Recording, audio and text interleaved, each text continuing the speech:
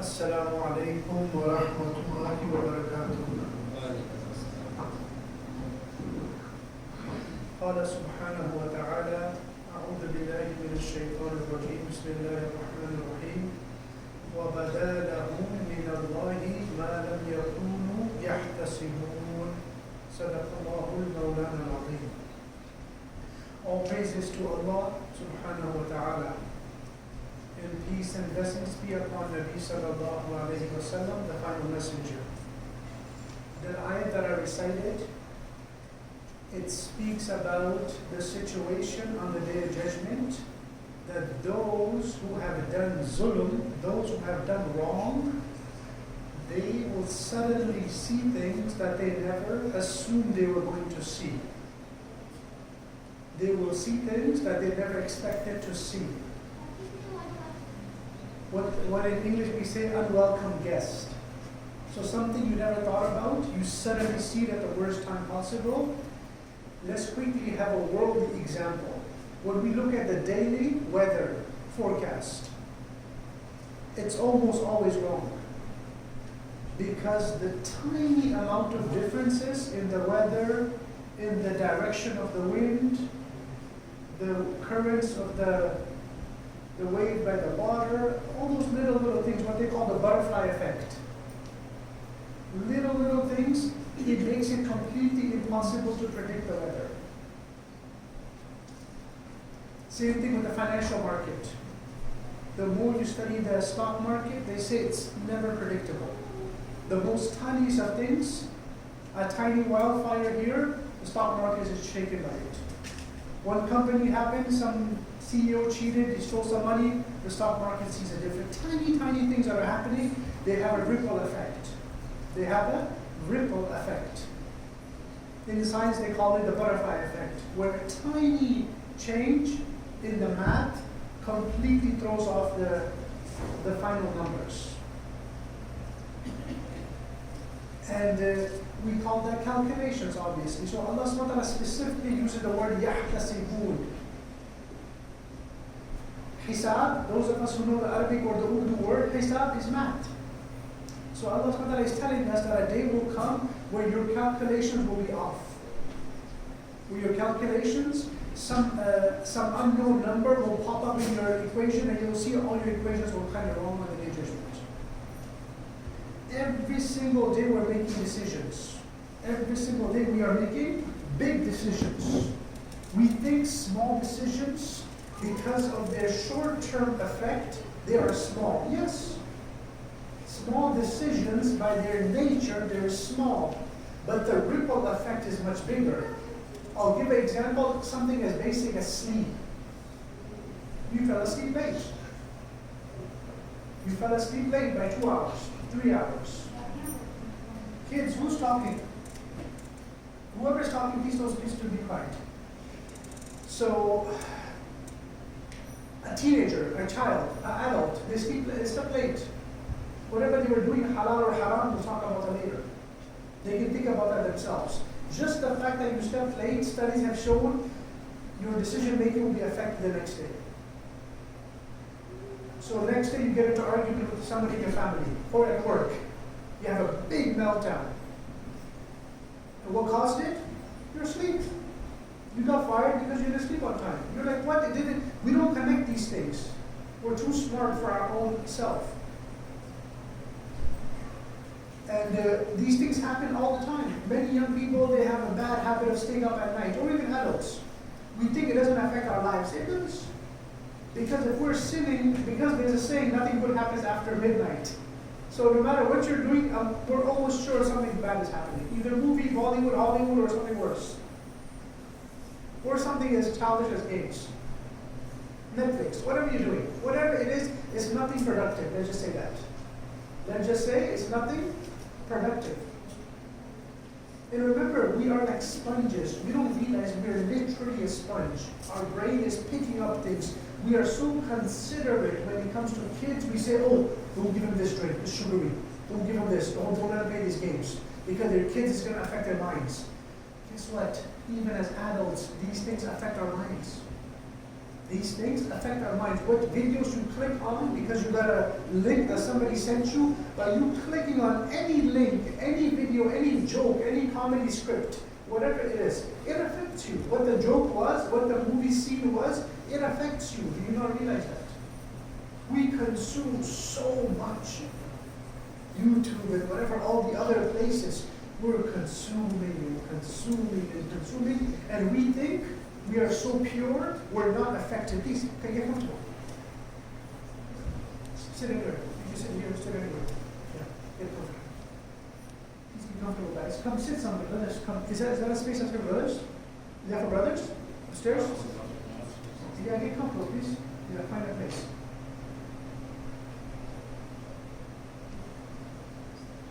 Or you can even switch here. So, we have to understand whatever we are consuming also affects us. And let's be honest, whatever we consume is worldly based. It's making us worldly smart, street smart, finance smart, work smart. But akhirah smart, that's not the kind of content we're getting. Let's be honest. Who gets very precise religious betterment type of advices? I don't know how often do we watch it? And remember, many, many times we don't realize, even when we're watching religious content, our nafs takes over. Our nafs takes over even in a religious context. You saw Islamic video. What's the first thing we all do? We click on it, we start listening, and then scroll down.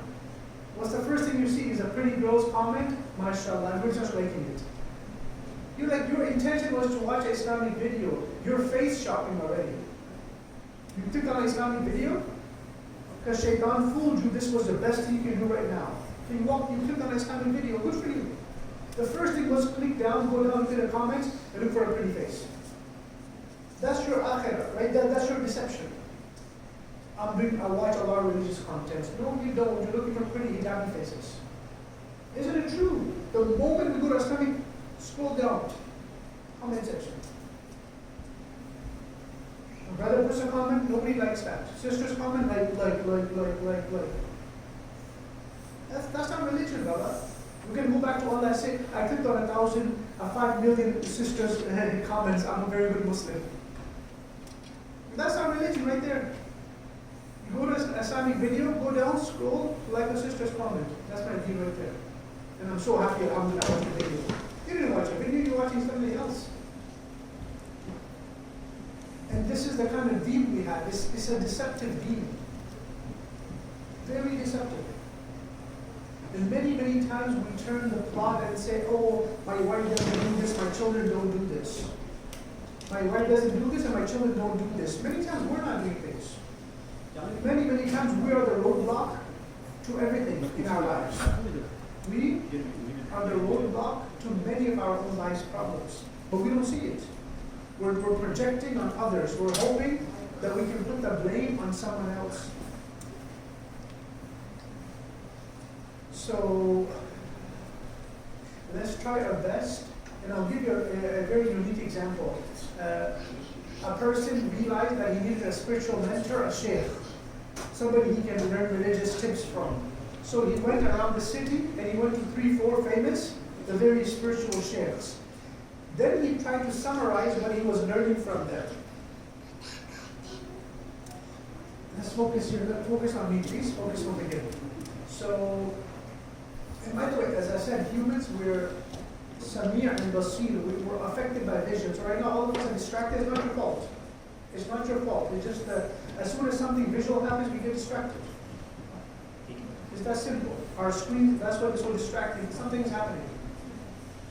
So, yes, so the sheikh, he went to this person, this common Muslim, he went to a few sheikhs, and he goes, they all talk really nicely, but the difference is, some of them are talking about qiyamah, some of these sheikhs that I went to, they affected my heart, but the other sheikhs, they were talking about personal growth, personal faults. So the person that he was counseling told him, go to the sheikh that talks about personal weaknesses, that's your sheikh. Because we can all talk about qiyamah until the cows come home. We can talk about qiyamah until the cow comes home. But you're not going to get better, you're not going to get better. We're all being told, Qiyamah's coming, Qiyamah's coming. Baba, we're not changing, what's the point? Who knows how many signs of Qiyamah you know? And how many prophecies Nabi Sallallahu gave? It doesn't change you, it doesn't change me, we're doing the same thing over and over again. Fine, you found 50 signs of Qiyamah. What have you done? That's why Nabi Sallallahu spoke like this too, where a Sahabi said, what are the signs of Qiyamah? He said, what have you done for it? Ma adatta laha. Kya tayari ki hai? Like, what have you done? Why are you asking about Qiyamah? What's your problem? What have you done? And the Sahabi had a very convincing answer. He said, I haven't done too many nawafil worships, but, meaning I do my farais. In other words, he's implying that he did his farais, he pays his zakat, he does his salat and so on, but I love Allah and His Messenger. And he said, okay, you're done. You're fine. You're good to go. You're Qiyamah prepared. You're Qiyamah ready. So, anytime we become uncomfortable, that's the time to realize, that's the time for growth. If your spouse challenges you, your parents challenge you, your workplace challenges you to be a better person, to arrive on time, to be more productive, when you feel uncomfortable, that's a sign of growth, inshallah. Even in the gym, a person is working out, he feels uncomfortable, maybe it's a sign of growth. And going slightly off topic, but also staying with the topic, is cardio. We have to realize the biggest killer around the world from all over the world is cardiovascular. Most people die because of cardiovascular issues. When is the last time you and I went for a walk or a jog? We all have beautiful cars, but nobody jogs. Nobody goes for a walk.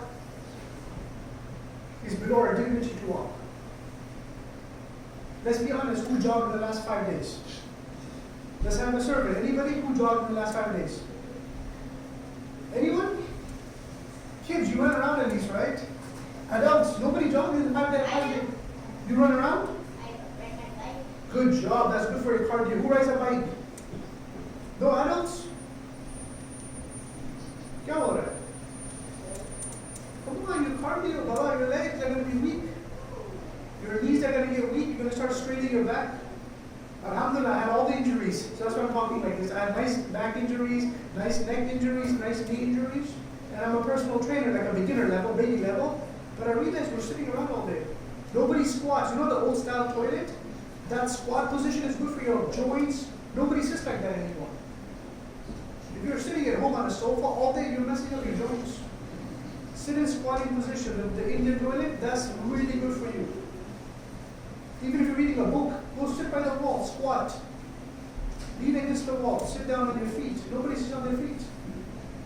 We're losing our hip mobility, knee movement, ankle restrictiveness. All this jogging, walking, running, no time, always on the phone. Either make money or play on your phone. Either make money, that's our life basically. Either paisa kamao or khelo, bachon ki tarah. That's our life, isn't it? We're being honest. That's our life. Either make $2 extra or play on your phone. And remember, it's not like we're bad people. No, it's just that we've been numbed. Money, poverty is scary. Shaitan, Allah SWT tells in the Quran, "Ash-shaytanu ya'idukum al-faqra wa ya'murukum bil-fahsha." Shaitan puts you into a fear state because of poverty. Then he tells you to do wrong. Because when a human is scared and he's confused, you can make him sin very fast. That's how politics are all based on fear. That's how politics are always based on fear. You scare a community, you can ask them to do anything afterwards. Politics 101. Scare them, then tell them to do something bad. Jump somebody else's country, destroy a country because you were scared, right? So scare them, then bomb somebody. Scare them, bomb somebody. Scare them, bomb somebody. That's how politics work. And Shaitan does the same thing. He tells you, oh my God, this poverty. Okay, go sin. Either go make money or go sin. That's how it is. Because the mind, that's why one of the biggest parts of our religion is tawakkul. One of the biggest parts of our religion is tawakkul, where you're completely calm and saying, Inshallah, everything will be fine. So if you can take one lesson today, if you can take one big lesson from today is calmness of mind. Everything will be okay, inshallah. that things that you need to depend on Allah, be calm with that. You need to realize Allah will take care of His part, you need to take care of your part. We don't need to fear what my kids are going to eat in 20 years. They'll be fine, inshallah. You try your best, they'll be financially fine. Your daughter, your wife, everybody, inshallah, will be fine. Worry about yourself, make yourself a better person. And that's why if you study the life of Musa alayhi salam, the life of Ibrahim alayhi salam, Nabi sallallahu alayhi wa sallam, the Sahaba, the saints, all of them, la tahzanu, wa abshiru, the promise of akhirah. When you go to Jannah, the first thing the people will say is, alhamdulillah, Allah saved us from stress.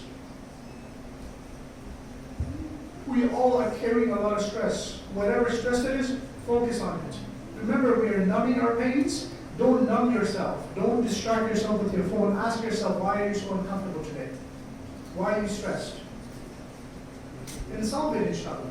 And I'll say one last tip, and that is, they say if something is stressing you, divide it into two boxes. Can I do something about it? Or I can't do nothing about it. If you can do something, go fix it. If you can't do anything, it's fine, then carry on. There's no point of stressing about it. You're concerned about your health, go run around a little bit, it's good for you.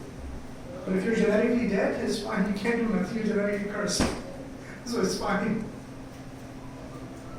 It's that simple. Don't need to stress about things, either do something about it, if it's something that you can do as a human. If you can't do it, leave it to Allah. There's no point in crying over it.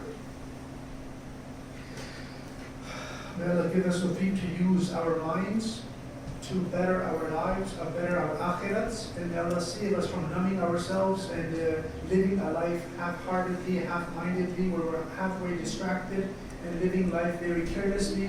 Otherwise, the hadith says there's those who are sleeping, and then once they die, that's when they wake up. May Allah save us from that. And the ayah that we recited in the beginning is on the day of judgment, they will see things that they never expected to see, but they will end up seeing those things. May Allah give us the chance to be ready for the akhirah before the akhirah. And the management wanted this announcement that they have bought a tractor for clearing the grass outside and so on. So they want your generous help. So please try your best to support that cause. They want to pay it off as soon as possible. So inshallah, please try your best to support them. Jazakumullah khairan. If somebody can please give the azan.